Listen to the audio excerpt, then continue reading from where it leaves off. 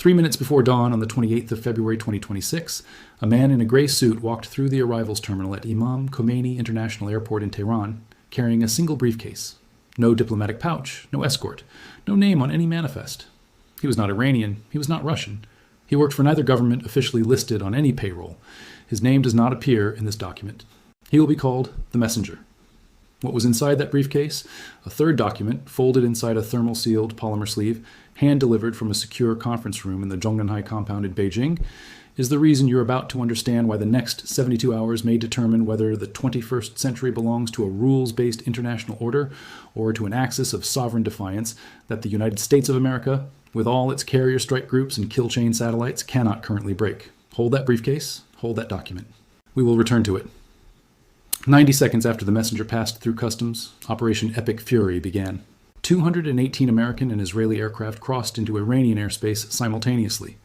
The formations included F-35s from the 61st Fighter Squadron out of Luke Air Force Base, B-2 Spirit stealth bombers repositioned weeks earlier to Diego Garcia, the atoll in the Indian Ocean that has functioned as Washington's hammer in the Gulf for 3 decades, and F-15 Eagles carrying GBU-57 massive ordnance penetrators, the 30,000-pound bunker busters, designed specifically to reach Iran's deeply buried nuclear enrichment halls at Fordo, drilled more than 260 feet beneath the Alborz Mountains. It was the most concentrated opening strike since the First Gulf War.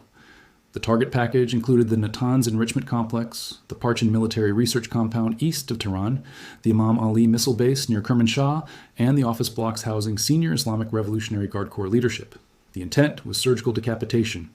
What happened next is why we are here today. The strikes hit many of their targets, but they did not hit all of them. And the reason they did not hit all of them is the most consequential military technological story of this decade. Because when those American pilots crossed into Iranian airspace, they were not flying blind into a pre-digital adversary. They were flying into the most sophisticated sensor grid ever assembled by non-Western powers. A grid built not in Tehran, but in Moscow and Beijing. A grid running through 300 low Earth orbit microsatellites, a joint-operated reconnaissance bird called Khayyam, an encrypted navigation constellation called Beidou 3, and a network of ground stations managed by a Beijing-based company called Empasat. The United States knew this grid existed. The United States could not break it. Signal number 1. All on the morning of the 28th of February 2026, approximately 4 hours before the first American munition struck Iranian soil, analysts at the National Geospatial Intelligence Agency in Springfield, Virginia, flagged an anomaly. 3 separate orbital tracks had shifted. The Khayyam satellite, built jointly by Russia's state space corporation Roscosmos and Iran's Islamic Republic of Iran Space Agency, based architecturally on the Russian Canopus V optical reconnaissance platform, had altered its orbital inclination by 0.4 degrees. That is a minor adjustment to anyone not trained in space-based intelligence. To NGA's satellite cadre, it meant one thing only: Khayyam was being retasked. Something had changed in its target priority. Something on the ground had told the satellite's operators, sitting in a hardened facility in Tehran's Lavizan district and, simultaneously, in a secondary control room in Krasnoyarsk, Russia, to swing that eye toward the Arabian Peninsula, specifically toward Prince Sultan Air Base in Saudi Arabia, where 2 squadrons of American aircraft were staging. The pivot happened before the strike package was even fully airborne. That is not a coincidence. That is penetration. The strike began. Iran absorbed it. And then something happened that no Pentagon war game had fully modeled.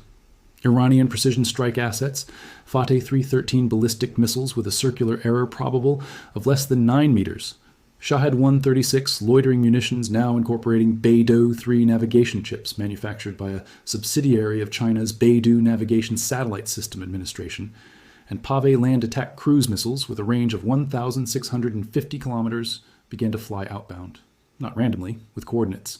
Coordinates sourced from satellite imagery that Iranian commanders had been receiving for weeks. Coordinates they had not generated themselves. Coordinates that pointed to Prince Sultan Air Base in Saudi Arabia, to Muwafiq Salti Air Base in Jordan, to facilities near the United States Navy's 5th Fleet headquarters in Bahrain, and to Erbil Airport in northern Iraq. All of them hit. All of them hit with a precision that stunned Western analysts.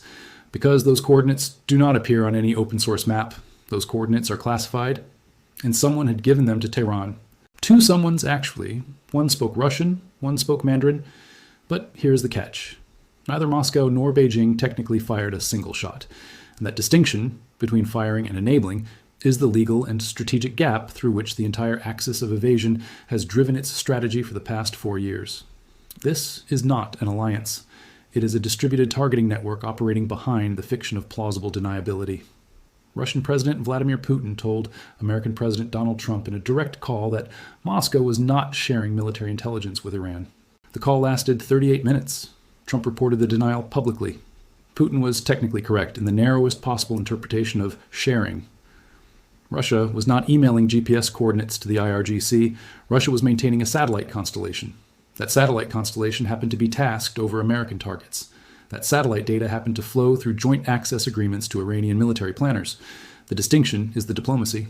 The distinction is also meaningless on the ground, where 6 American service members died in a drone strike on a facility in Kuwait.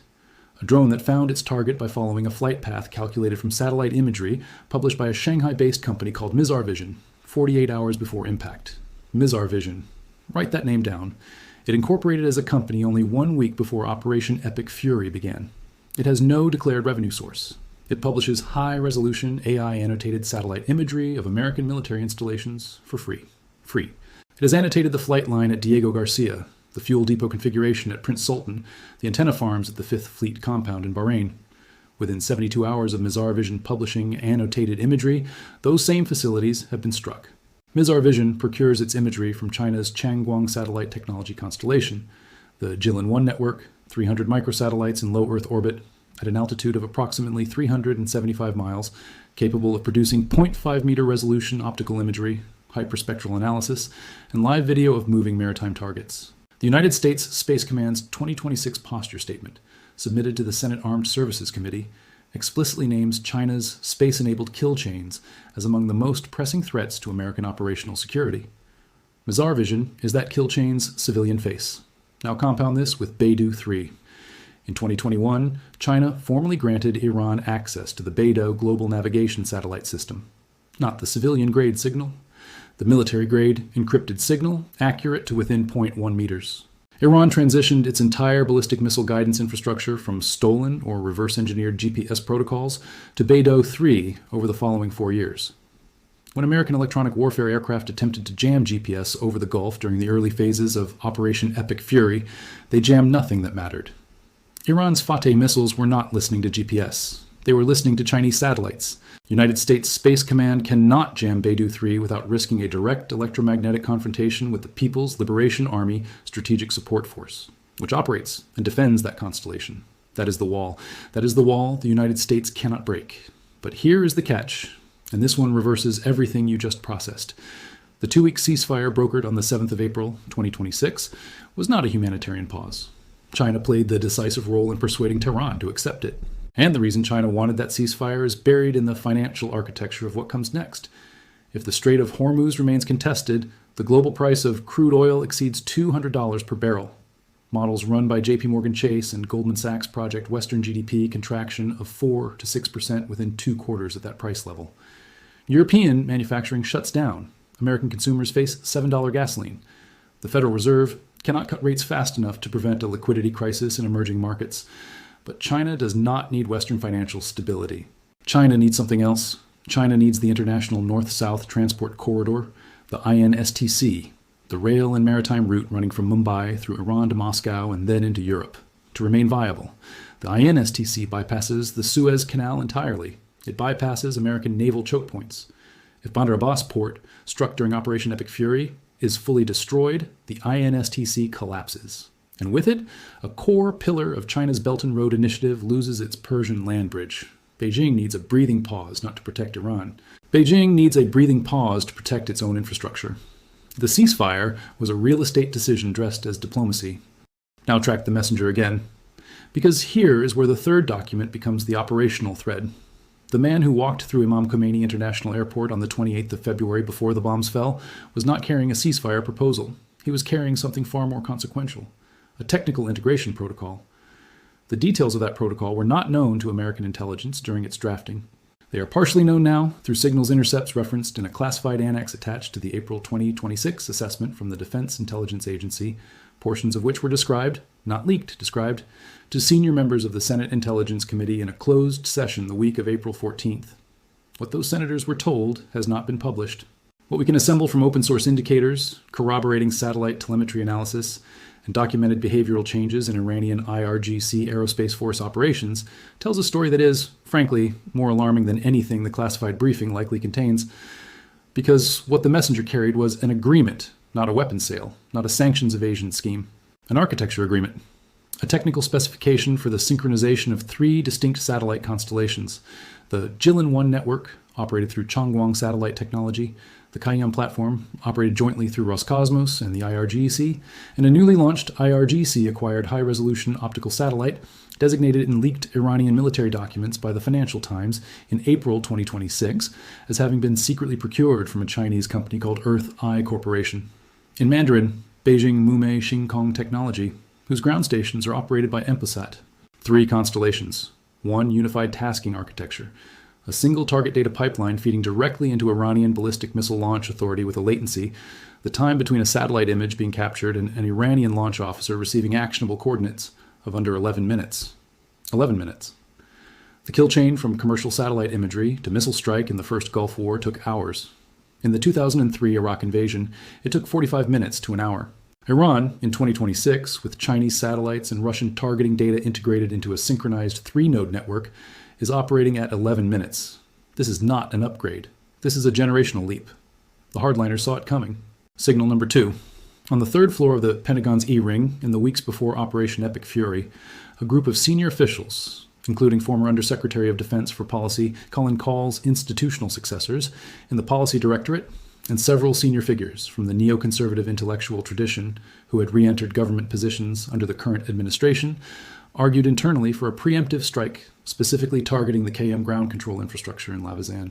They had the targeting packages. They had the legal authorities under the authorization for use of military force. They did not have the political clearance. 2 cabinet-level officials blocked the strike on the ground that hitting Iranian space infrastructure with Russian engineering embedded in it risked an Article 5 equivalent response from Moscow under bilateral defense cooperation agreements signed between Russia and Iran in January 2026. The hardliners lost that argument. Khayyam survived the opening strike package. It is still operational today, but here's the catch. The Moscow hawks are running a parallel argument inside the Kremlin that is the mirror image of the Beltway neocons, a faction of Russian military planners centered around the General Staff's main Directorate of Operations, led by figures ideologically aligned with the late Valery Gerasimov's most aggressive doctrinal successors, has been pushing for Russia to step beyond passive ISR support and begin providing Iran with active radar targeting data for anti-ship operations. Specifically, they want to task Russia's Condor FKA synthetic aperture radar satellite, which can detect surface vessels through cloud cover and at night, to provide real-time naval tracking data to IRGC naval units operating in the Strait of Hormuz, equipping those units to more accurately target American destroyers and the carrier USS Harry S. Truman, which replaced the USS Abraham Lincoln in the Gulf Command Theater in late March 2026. The USS Harry S. Truman, the Nimitz-class carrier, 97,000-ton displacement, operating Carrier Air Wing 1 out of Naval Station Norfolk, currently positioned at approximately 140 nautical miles from the Strait of Hormuz, is the single most consequential military asset in the theater. If the Condor FKA begins active anti-ship queuing against the Truman's battle group, the deterrence calculus changes from a conflict to a war, from a limited military operation to a global economic catastrophe. Putin has so far refused this option. The Moscow hawks are still pushing. The IRGC hardliners are equally dangerous on the Iranian side. Brigadier General Amir Ali Hajizadeh, the commander of the IRGC Aerospace Force, has argued since the beginning of the ceasefire that Iran should use the 2-week pause not to de-escalate, but to fully integrate the new 3-constellation satellite architecture and then resume operations from a dramatically enhanced targeting posture. Hajizadeh is not a diplomat. He is the man who ordered the January 2020 Iranian missile strikes against Ain al-Assad air base in Iraq following the assassination of Qasem Soleimani. He ordered those strikes knowing they would kill no one. They were choreographed. This time, he is arguing for strikes that are not choreographed. He has the satellite data to make them devastating. And he has what intelligence sources describe as a strategic frustration, the belief that Iran absorbed a catastrophic military strike in February and received, in return, a ceasefire that favors American rebuilding time more than Iranian rebuilding time. He is not wrong. And he has the ear of Supreme Leader Ali Khamenei's most trusted military council, the Supreme National Security Council. Signal number 3. On the 19th of April, 2026, United States naval forces in the Gulf of Oman seized the MV Tuska, a sanctioned Iranian container vessel on a return voyage from Chinese ports. The manifest listed machine components. The actual cargo, per Pentagon briefings, included dual-use electronic systems. Seizure of the Tuska sent a message. It was also, strategically, a rounding error. Because on the same day the Tuska was seized, 17 other vessels in the Gulf region were carrying material that the United States Navy did not have sufficient holes to inspect simultaneously. The Shadow Fleet, Russia's network of gray-flagged, unnamed ownership tankers that the Atlantic Council's Geoeconomic Center has tracked for years, has been supplemented by an Iranian variant operating through third-country intermediaries in Turkey, the UAE, and Malaysia. American naval commanders have calculated that enforcing a comprehensive blockade of the Gulf of Oman and the Arabian Sea simultaneously, a maritime area of 647,000 square kilometers, would require more warships than the current Pacific deployment posture can safely strip. Pull enough destroyers into the Gulf, and the Taiwan Strait becomes underpoliced. That is not an accident. That is the architecture of the dilemma China designed, what they are saying behind closed doors. In the secured conference room at United States Central Command in Tampa, Florida, senior planners have wargamed the scenario in which the three constellation satellite network, Jilin-1, Khayyam, and the Earth-Eye satellite, achieves full operational synchronization before the ceasefire expires. The wargame results, described to congressional staff by a senior CENTCOM official speaking without attribution, produced two consistent outcomes. Outcome one, if Iran restarts strike operations with the integrated targeting architecture fully online, the accuracy and volume of Iranian missile attacks increases by an estimated 40 to 60%. That means American assets in the theater face a qualitatively different threat environment than the one that existed before Operation Epic Fury.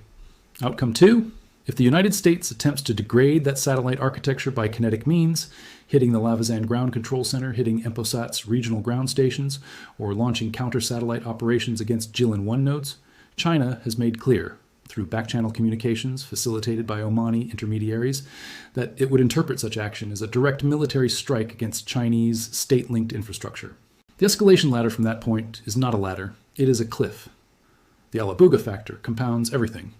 The facility in Russia's Tatarstan region, a military-industrial compound that has been producing drone systems based on Iranian Shahed-136 designs and improving on them with Russian precision engineering, has been operating at wartime production tempo since the autumn of 2023, when Russia began receiving Iranian drone designs in exchange for satellite and air defense technology transfers. Defense analyst Matthew Tavares, who spent nearly 2 decades in Pentagon Russia strategy roles, has assessed that contractual arrangements between the Russian state and the Alabuga facility likely include provisions for reverse shipment. Systems produced at Alabuga that incorporate Iranian-designed DNA can legally, under those contracts, be shipped back to Iran if the regime is under attack. The ceasefire complicates that shipment pathway, but it does not eliminate it.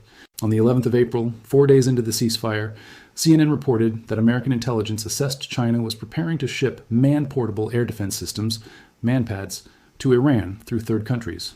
China denied it. The denial was formatted identically to China's earlier denials about Beidou navigation chip transfers, which were subsequently confirmed by United States Treasury Department sanctions designations against the relevant Chinese front companies in February 2025. The pattern is established. The denial is the policy. The material moves anyway, now. Now we return to the messenger. Now we open the briefcase. The third document, the technical integration protocol carried through Imam Khomeini International Airport on the morning of the 28th of February, was not a targeting agreement. It was not a list of American assets. It was a software architecture specification. Specifically, it was a shared tasking protocol, a machine-readable operational framework that allows 3 separately owned and operated satellite constellations to receive unified mission tasking from a single joint command node. That command node is not in Tehran. It is not in Moscow. According to the signals intelligence indicators assessed by the Defense Intelligence Agency and described in the closed Senate briefing of the week of April 14th, the Joint Command Node is operated by the Strategic Support Force of the People's Liberation Army from a facility in Xichang, the same city in Sichuan province that houses China's primary satellite launch center. The Joint Command Node receives intelligence requirements from IRGC planners, translates them into orbital tasking commands, and pushes those commands simultaneously to Jilin-1 satellites, to Khayyam, and to the Earth-Eye platform. The data flows back through Emposat's global ground station network, stations located not just in Beijing, but in Islamabad, Caracas, and Nairobi, and into Iranian military servers. The United States cannot jam that node without striking Chinese military infrastructure on Chinese soil. The United States cannot legally characterize it as a military target because it processes commercial satellite data alongside military targeting data. The ambiguity is the architecture. The civilian cover is the weapon. This is the thing the Pentagon briefings struggle to name cleanly. This is not a classical military alliance. The Soviet Union and China in 1950, Korea was a military alliance. This is something different. This is a distributed hostile infrastructure that operates entirely within the gray zone of international law, provides all the military effect of a formal alliance without any of the formal alliance's legal exposure, and is immune to the primary tools, economic sanctions, military deterrence, diplomatic isolation, that the United States has used to manage adversary behavior for 80 years. The axis of evasion, as the Atlantic Council named it, is now operating a synchronized, space-based kill chain feeding a theater war. And the kill chain has no headquarters that can be struck, no treaty that can be violated, and no human commander who can be deterred. Signal number 4.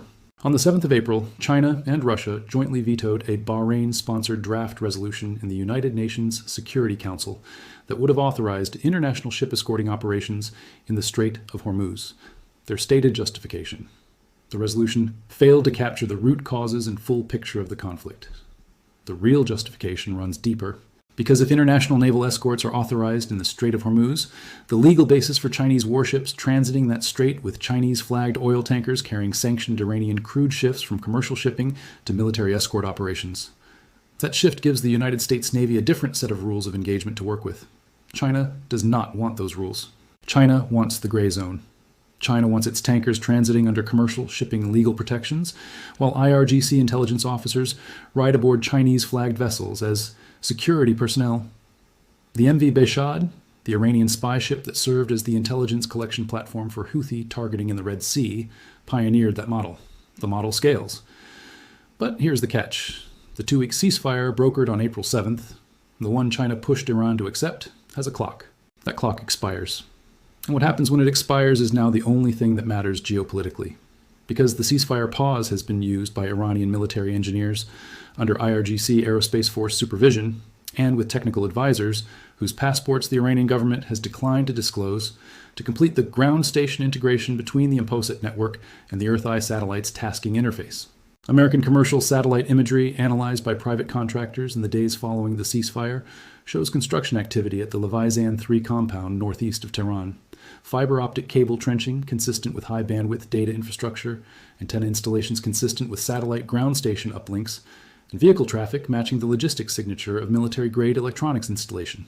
The ceasefire gave Iran the 2 weeks it needed to finish the network. The network is the deterrent. The network is also the targeting system, both simultaneously. And what happens in the next 72 hours? Here is the architecture of the binary. And it is genuinely binary, not complicated, not nuanced. Binary. Path 1. The ceasefire holds past its initial 2-week window and extends. Iran's hardliners, Hajizadeh's faction, the IRGC Quds Force leadership, and the elements of the Supreme National Security Council that view the current military balance as having shifted permanently in Iran's favor, are outmaneuvered internally by a diplomatic faction that sees the Chinese brokered ceasefire extension as the pathway to a new nuclear negotiation. Under this path, China leverages its newly completed role as Tehran's strategic lifeline, its satellite architecture, its Beidou navigation integration, its dual-use supply chains as diplomatic currency. Beijing presents Washington with a proposition. In exchange for American recognition of Chinese navigation sovereignty over Beidou's military-grade signal in the Gulf, China will guarantee Iranian compliance with a negotiated JCPOA successor agreement that caps enrichment below weapons-grade threshold. This is the deal that Xi Jinping's foreign policy team has been drafting since January 2026. It is the deal that a faction inside the State Department, led by career diplomats who view military escalation as strategically self-defeating, has been quietly probing through Omani back channels. It is the deal that, if struck, ends the kinetic phase of the Gulf conflict, stabilizes crude prices below $120 per barrel, prevents the Western economic fracture, and hands China a geopolitical victory larger than any military operation could have produced, because China wins without firing a single round. Path 2. Hajizadeh wins his internal argument. The Moscow Hawks win their argument with Putin. Condor FKA begins active anti-ship queuing. Iran restarts precision strikes against American assets in the Gulf theater, this time using the fully integrated 3-constellation satellite architecture with its sub-11-minute kill chain latency. The USS Harry S. Truman battle group, operating at 140 nautical miles from the Strait of Hormuz, faces anti-ship ballistic missiles guided by a targeting system the United States cannot jam and cannot legally destroy at its source. The Truman's Aegis combat system, the most sophisticated shipborne air defense architecture ever deployed, linking the SPY-6 radar with the Standard Missile-6 interceptor in a layered defensive envelope, has never been tested against a coordinated salvo of Fateh 313 ballistic missiles guided by Beidou-3, Khayyam, and Jilin-1 simultaneously. Nobody knows if it holds. If it does not hold, the price of crude hits $200 per barrel within 48 hours. European manufacturing begins emergency rationing protocols. The Federal Reserve convenes an emergency session. American carriers in the Pacific are recalled to the Gulf, thinning the deterrent force in the Taiwan Strait by 2 strike groups. Beijing's Taiwan planning timeline, assessed by United States Indo-Pacific Command as targeting a window in the mid to late part of this decade, suddenly has more operational runway than it had yesterday. Every domino has a name. Every name has a coordinate. Every coordinate is now inside a Chinese satellite's field of view. The messenger left Tehran before the first bombs fell. What he carried? The third document, the integration protocol, the architectural blueprint for the most consequential non-kinetic military network assembled in the post-Cold War era, was not the beginning of a conspiracy. It was the final signature on a project years in the making. Russia provided the Canopus V blueprint. Iran provided the launch urgency and the targeting requirements. China provided the constellation, the navigation signal, the ground station network, and the legal cover. The 3 nations that openly distrust each other, that have competing visions for Eurasian order, that have historically balanced their relationships with the West against each other. These 3 nations found one thing they agreed on completely. The thing they agreed on is architecture, not ideology, not alliance, architecture. A distributed, legally ambiguous, commercially camouflaged, space-based kill chain that feeds one theater war today and can be replicated, as the Asia Times assessment explicitly warned, for North Korea targeting American bases in South Korea and Japan, for Chinese naval operations against Guam, for any future conflict in which a non-Western power requires satellite-enabled precision targeting against American assets without triggering the formal alliance warfare threshold. The Jilin-1 constellation has 300 satellites. The model scales. The model is already scaling. The next 72 hours, 2 paths, no middle ground, no third option dressed as diplomacy. Either the ceasefire extends, China's diplomatic gambit succeeds, and Washington accepts a geopolitical negotiating framework it has never before been forced to accept. One in which an adversary's satellite infrastructure is treated as a de facto sovereign deterrent equivalent to nuclear weapons, and in which Beidou-3's military-grade signal is recognized as outside American electromagnetic authority, and in exchange, the shooting stops, the oil flows, and the 21st century's great power competition shifts permanently from the battlefield to the conference table, where China has already written the agenda, or the shooting resumes, the kill chain fires. The Truman Battle Group faces the test it has never faced, and the world discovers whether an American carrier strike group can survive a coordinated strike package guided by 3 synchronized satellite constellations that its electronic warfare systems were never specifically designed to defeat. Because when those systems were designed, no one believed 3 hostile nations could build and operate a unified space-based targeting architecture without signing an alliance treaty first. They built it anyway. They signed nothing. The briefcase is empty now. The document has been delivered. The clock is at 72 hours and counting.